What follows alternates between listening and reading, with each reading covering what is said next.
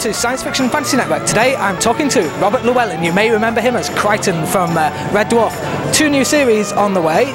You're now under Steve Coogan's company's leadership. Has that made it any different from the previous series? Well, I suppose one of the main ones was when he came on the set a couple of weeks ago and was like the maddest fanboy you've ever met. He was so excited to be on the set of Red Dwarf. He's very sweet because I'd not met him before, so it was very nice. But other than that, no, I mean, it was very well organised, which there's certainly been series in the past where things have gone seriously wrong. So it was great. It was a great success. Working with Baby Cow, we like it. How far are you into production with the 2 new series? We finished completely. We've wrapped. Yeah, we were finished on Wednesday night last week, so it's all in the can now.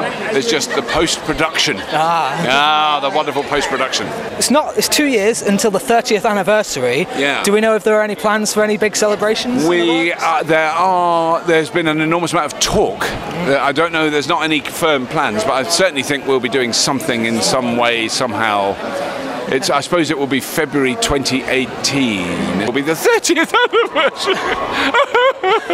anniversary, which is great, and we're really thrilled. There's a live show that's been. Well, there's nothing absolutely planned. I mean, it's certainly one of the possibilities that we could do now. I mean, we're really up to doing it. We would like to do it, but there's nothing booked.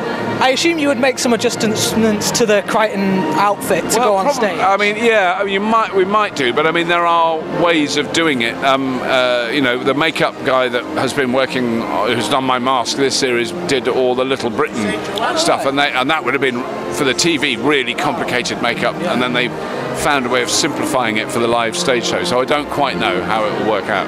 Moving away from Red Dwarf, you did a series called I Camcorder a while back. Many years ago, before you were born, I think.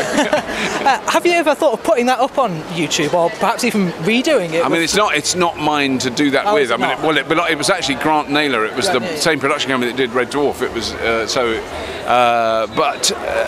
I mean, it's something that would be intriguing because but I think it's an area. Yeah, it's changed so much, and it's an area that is now so well covered on things like, I use Final Cut to edit with, and when I go, how do you do the cross? I immediately go onto YouTube, find how you do it, and then that's how I learn. I think part about it was very entertaining. It was quite ahead of its time. It was good fun. It was really ahead of its time. It was a weird show, but it was very popular at the time.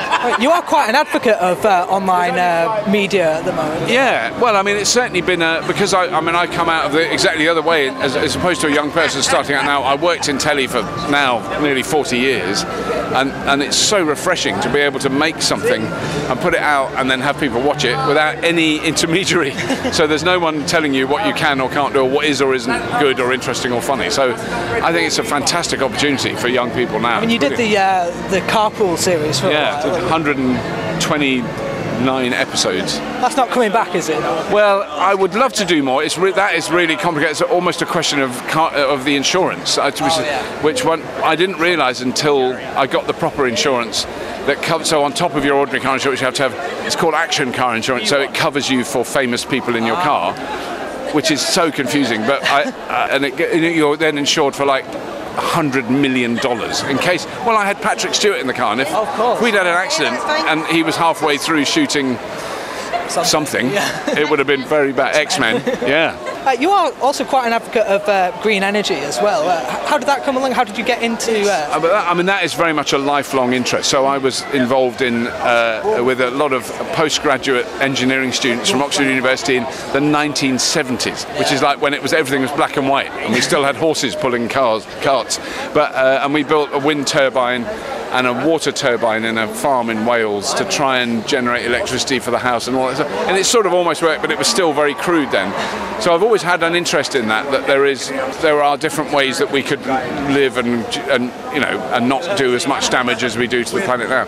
So electric vehicles have been the big catalyst of that have changed a lot of people's attitudes to it, and then where does the power come from that we use? It's a very complicated and huge topic, which I could bore you with till you were literally screaming. Other than Red Dwarf, what are you working on at the moment? What's next for you? What's the next big thing? I'm doing more episodes of Fully Charged next week after next, which is for YouTube, and I'm writing a book. Oh, yes, So yeah. and I'm launching a new book because I do it through a company, a group called Unbound, which is a group of authors, and that's sort of Kickstarter for books. So I will have a new project on Unbound very soon. So where can people find that if they If want you go to unbound.co.uk, it's that complicated. You young people, you know how to use a browser. Go there now. Well, thank you very much for talking to us. It's been an absolute pleasure and an honour. Cheers. Thank you.